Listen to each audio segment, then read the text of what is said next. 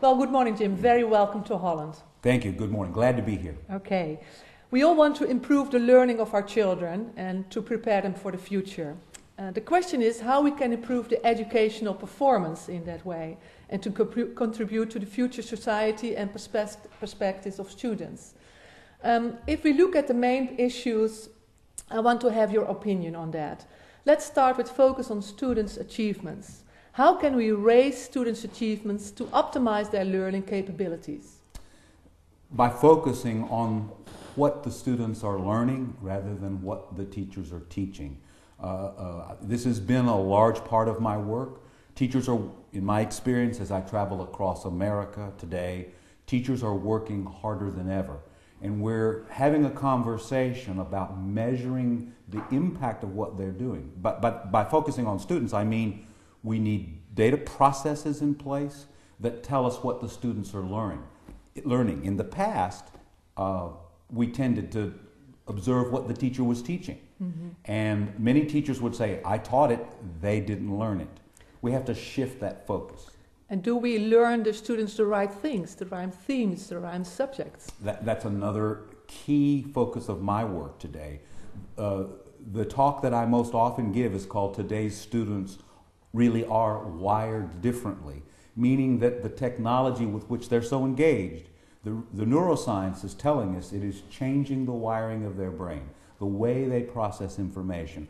Too much of the instruction in our classrooms is very traditional. It looks like the kind of instruction I saw when I was a student. I wasn't very engaged then. Students are less engaged now.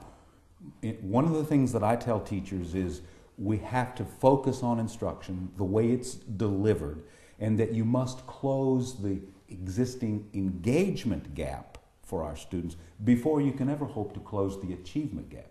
So what is, in your opinion, now excellent education? An excellent education is an education that prepares students for success in their life outside of school. Too often in our schools, we define success by the measure of their ability to take a test within school. We've got to look at the changing nature of the world of work, the changing nature of technology, the kinds of experiences that our students are going to have in that broader world outside of school, and redefine our existing measures of success within the school. Does that make sense? That makes sense, but what does it mean for the teachers? What should we learn them to do this? We have to help them change the delivery of their instruction. We have to make that instruction both more rigorous and more relevant. By rigor, I mean we have to help them prepare their students to do more, clearer, higher order critical thinking rather than rote memorization of data. Business is not hiring students based on their ability to memorize information and store that information today. Hard drives are cheap.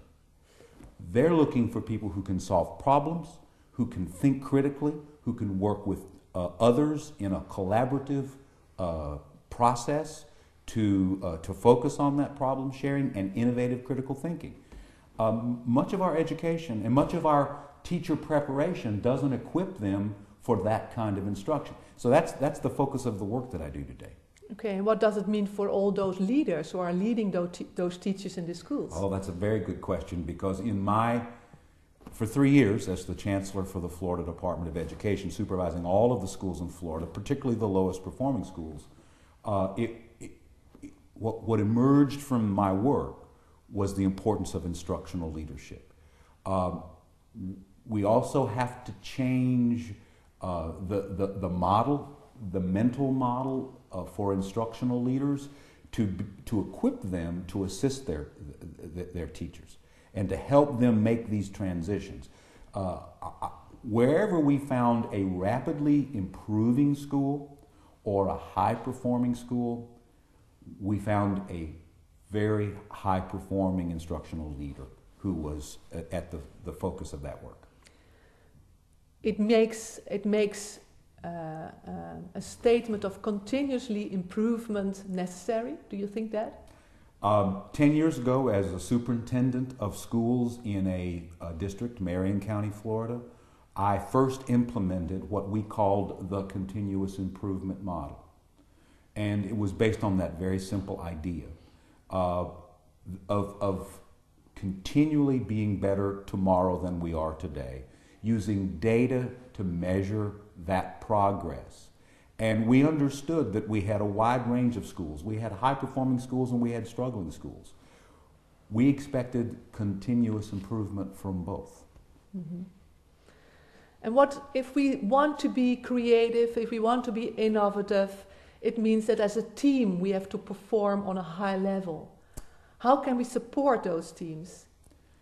By equipping them with the time, the tools, and the training to solve those challenges together. Because you said something very important, team collaboration.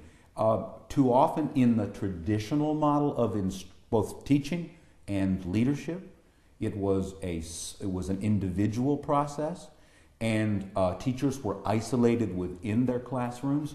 And today, many of those teachers that are still isolated are working harder than ever, but they're not working smarter.